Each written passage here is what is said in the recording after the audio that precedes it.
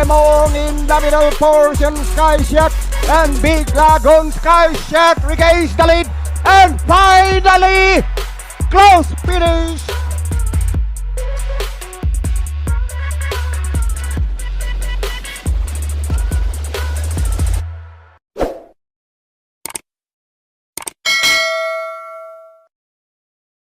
Good day bayang karerista, welcome back sa ating channel dito sa Karera sa Pinas. Muli tayong magbibigay ng ating mga kursonada, tips at analysis para naman sa magaganap na karera ngayong araw naman ng Biyernes, July 31, 2026. Dito ba din sa karera ng Philippine Jockey Club sa Padre Garcia, Batangas. Magsisimula ang mga karera ng alas 5:30 ng hapon. Meron tayong 8 karera na paglalabanan sa distansyang 1200 meters. Meron tayong isang set ng winner take all, 2 set ng pick 6, isang set ng pick 5, isang set ng pick 4 at syempre nandiyan yung mga paborito nating exotics. Last racing day of the month, payday Friday. Maganda ang karera natin ngayong Biyernes. Maraming bagong imported horses. Ang makikita nating manakbo, yung iba ay mga second runs na, yung iba debut runs nila ngayong Biyernes. Medyo may kakapalan ng lineup natin, mukhang Yamado din, may mga nakikita akong lamang. Pero syempre, di pa din tayo papakasiguro. Tingnan nyo naman yung nangyari sa karera kahapon. Sa unang tingin, Yamado, pero nasilat tayo nung dihadong Crunchy. At ibang klase talaga yung stable ni Mr. Melvin Raimundo dito sa BJC. Meron ulit sila ngayong Friday. Tignan natin kung magtutuloy ang buenas. Lagi nating paalala, lagi nung isama yung mga kursonada or silip ng dihado dahil pag nakalusot yan, siguradong magandang dividendo nang naghihintay sa inyo. Huwag na natin patagalin pa, simulan na natin magbigay ng giya bayang karerista. Race number 1, start ng ating first pick 6, races 1 to 6, isang 3-year-old and above maiden race group non-placers, 7 runners but 6 in betting numbers. Ang first choice ko dito yung numero 1 si Who Am I, gagabay ni John Alvin Guse. Last July 17, dito rin sa PGC, nagtala ng 1 minute 14.2 sa 1200 meters, kung saan pumangpito kila Mishani Treasure at Dagitab. May best time naman niya na 1 minute 13.2 sa 1200 meters. Ito baka tinatago lang yung preba nito ng mga nakaraan, saka malalakas yung nalalabanan baka sakaling ngayon bigyan na ng ustisya to Alvin Guse nete, baka sakaling ilaban na makita na natin yung buti nito. Pero maglalagay akong panigundo, baka lakohin tong uno Ang panigundo ko dito yung numero 4 si Cat Call, kagabay ni Boji Henson, last May 20. Dito rin si PJC, nagtala naman yan ng 1 minute 17.2 sa 1200 meters, kung saan pamanglabing isa kila Kangka Luking at Animo Magnolia. May best time naman yan na 1 minute 14.8 sa 1200 meters. Ito napahinga konti pero batak to dito sa PJC. Nag-1 14 na din yan, kaya tingin ko pwede din makasilat to, gamay na pa ang pista. Kung walang itakbo yung uno, itong kabayo ni Sir Poch Puyat, ang tingin kong pwedeng tsumamba, kaya yan ang second choice ko. Good luck bayang karerista. Race number 2, start ng ating winner take all, races 2 to 8, isang 3-year-old and above maiden race group placers.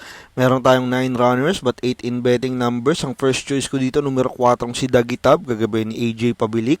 Last July 17, dito rin sa PJC, nagtala ng 1 minute 10.4 sa 1200 meters, kung saan nasegundo naman siya kay Mishani Treasure. Eto, mainam yung tinakbo na ito noong nakaraan. Sa meta na lang inabot to ni Mishani Treasure. Tingin ko pwede pang mag-komento to. Siya na din ang nakikita kong magdadala ng unahan dito, wag lang mapakialaman sa unahan. Tingin ko lamang to dito. Ang panigundo ko naman dito yung numero 5 si Incy Bincy, kagabay ni GL Shego Jr. Last July 17, dito rin sa PJC, dun din sa karera nila Mishani Treasure at Dagitab, na tersera naman yan, nagtala ng 1 minute 11.2 sa 1200 meters. Ito naman na tersera dun sa karera nila. Lakas din ang dating nito kung magkakaroon ng hahabol dun sa 4 na si Dagitab, ito ang tingin kong pwedeng dumating. Baka nanibago lang nung nakaraan to, baka ngayon mag-komento, mas maganda ang ipakita, kaya yan ang panigundo ko. Good luck bayang karerista. Race number 3, start ng ating second set ng pick 6, races 3 to 8, isang Pilracom rating based handicapping system class 3, 57 to 70 split. Meron tayong 10 kalahok. Ang first choice ko dito yung numero 2 na si It's Star Baby, gagabay ni Pau Pau Guse. Last July 15, dito rin sa PJC, nagtala ng 1 minute 10.4 sa 1200 meters, kung saan natarsera siya kila Got at Deep Don. Ito, dehado nakaraan, pero ang lakas ng remate nito. Mas malakas nga lang yung dating nung nanalong dehado na si Got, pero nandun na to Parang maraming matulin sa karerang to, baka sakaling makapanood to. Cambio Pinete pa, From Patar, binigay ngayon kay Pau Pau. Baka sakaling mas maganda yung kilos, makaraos na to. Dehado pa do dito, tingin ko. Ang panigundo ko naman dito yung numero 5 si Warning Label, kagabay ni CB Garganta. Last July 15, dito rin sa PGC, nag-barrier naman yan. Nagtala ng 1 minute 11.6 sa 1200 meters. Ito, mainam yung barrier nito. 1.11.6, pero nakapirmis lang to tumatawid ng meta.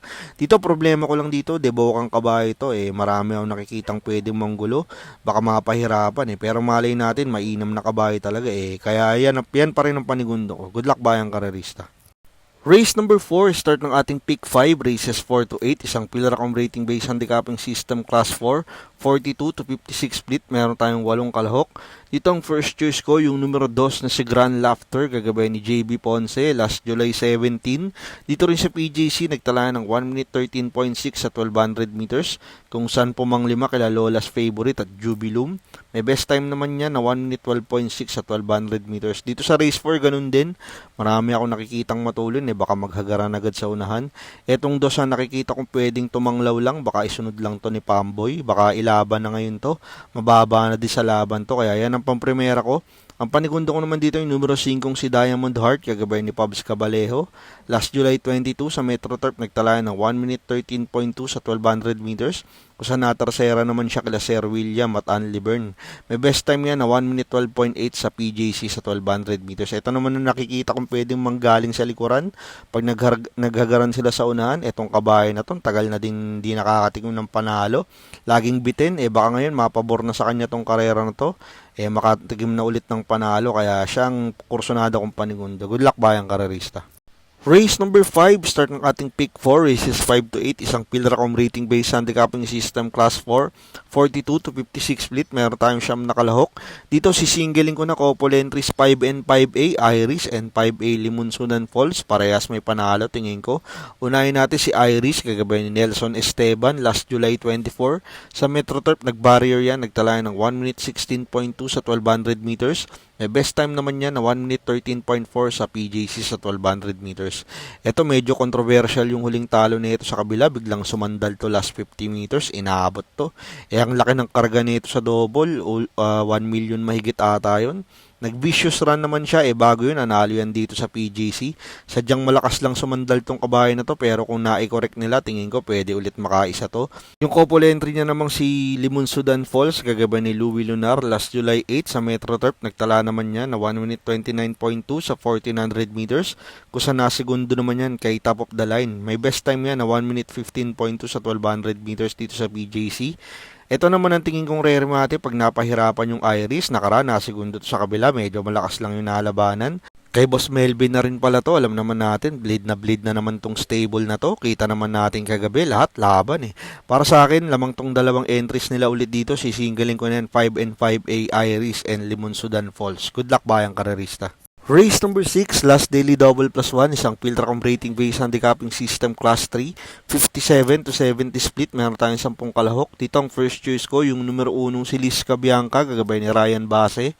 Last July 15, dito rin sa PJC, nagtala ng 1 minute 10.6 sa 1200 meters, kung saan pumang-anim kila Frugality at Great Sashi.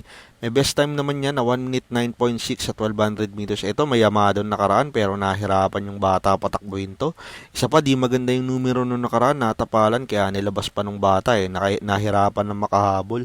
Dito Cambio Hinete, binigay kay Base ngayon, maganda numero, tingin ko pwedeng maisabay na agad sa unahan. Di naman biro yung ginawang preba niyan, nag-1-9 na yan sa parehong distansya, kaya tingin ko malaki pa din ang panalo niyan. Ang panigundo ko naman dito yung numero 9 si Red Miss, gagabay ni Alvin Guse.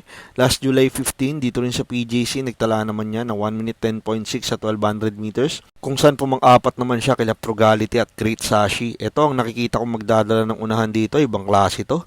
Nung nagkaroon ng grupo, biglang pinakita yung tuli na talagang napakatuli na itong kabayo na to. Nung nakaraan, napahirapan lang ni Fields Amorto. Ngayon, Cambio Hinete pa, Alvin Gusi ngayon. Mukhang mas palaban to ngayon. Wag lang mapahirapan sa unahan, pwedeng tumapos to at pwede pang mag-umento, tingin ko. Kaya yan ang second choice ko. Pero magulong karera to, magdagdag kayo dito. Good luck bayang karerista.